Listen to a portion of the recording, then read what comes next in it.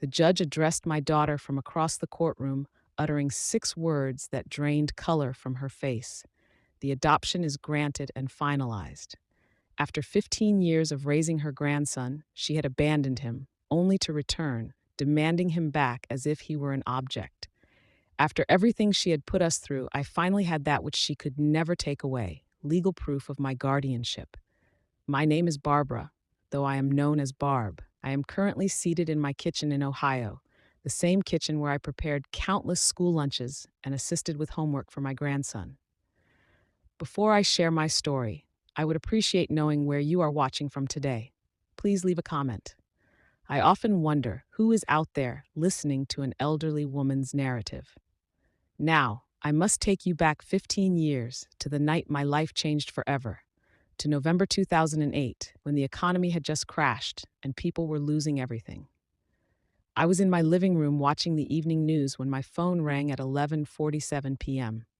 I remember glancing at the clock thinking nothing good comes from a call this late. It was my daughter Jennifer, whose voice trembled as she said, "Mom, I need you to come get him." "Him," I replied, realizing she was referring to my 3-month-old grandson, Mason, a baby I had only seen twice since his birth. Once at the hospital and once when she needed money for diapers and formula. "Jennifer, what's going on? Is Mason okay?" I asked, my heart racing. He won't stop crying. "Mom, I can't do this. Please, I'm at the Motel 6 on Route 40, room 127. Just come get him." Within 5 minutes, I was in my car, still in my nightgown with a coat hastily thrown over it.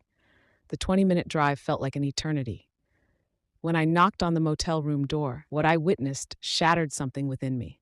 The room was filthy, littered with fast food wrappers, empty soda cans, and overflowing ashtrays.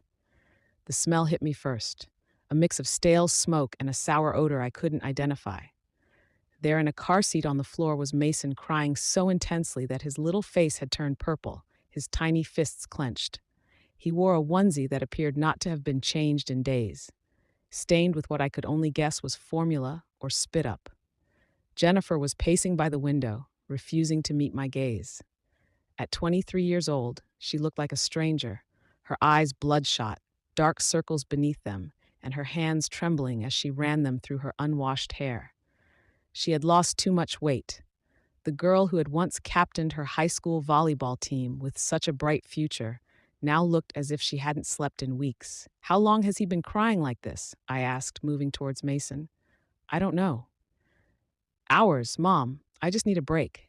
Take him for a few days while I get my life together."